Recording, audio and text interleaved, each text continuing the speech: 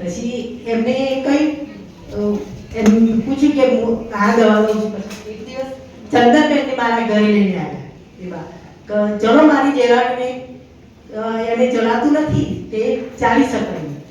પછી ચંદનબેન મારા ઘરે આવ્યા અને મને 15 દિવસ લઉં છું પણ મારાથી સરસ ચલાય છે.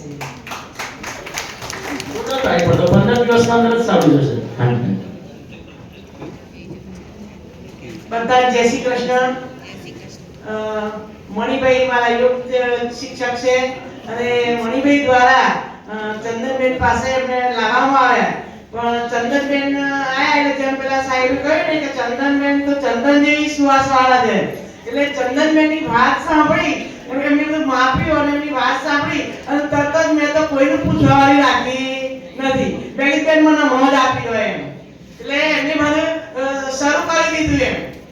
આ તો પીવા માટે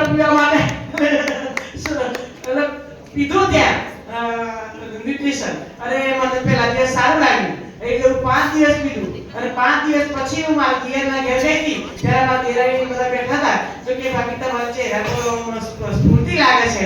મેં કીધું કે પેલા તો મેં ના કહ્યું પણ મેં કીધું કે આવું મેં કંઈક થોડી વાર એમ કીધું કે આવું મેં કંઈક શરૂ કર્યું છે ખરેખર સ્ફૂર્તિ લાગે છે એટલે કે હા સ્ફૂર્તિ લાગે છે. અને આ રીતે એટલે પછી દોરથી મેં આગળ પછી 1 મહિનો વધાર્યો અને આજે હું ખૂબ ખુશ છું. મને હું ચંદનબેનને વાત કરી કે હું 15 વર્ષથી તો હું ખેંચી જિંદગી જીવું છું. ખેંચી જિંદગી જીવું કદી હું ખુશ નથી રહેતી. મારા છોકરા એમ કહે કે મમ્મી તને આટલું ફરવા મળે છે આટલું ફરે છે હરે છે કેટલી અમે તને સગવડ આપી છે ઘર રસોઈ વાળી છે કામ કરવાનો કામ કરે છે પણ તારું મોઢું કેમ સારું નથી રહેતું. આ મારા કહેવામાં આવતું પણ મેં કીધું કે હું શું કરું એમ તો મને અંદર હું છે જ ખબર નથી પડતી. મને બધું જ મારા ઘરનું છે.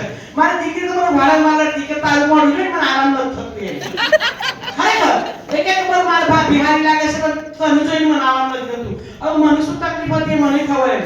એટલે હું જ્યારે હું અહીંયા આ ન્યુટ્રિશન પીવાનું ચાલુ કર્યું તો બીજું બધું તો હજી મહિનો જ થયો છે.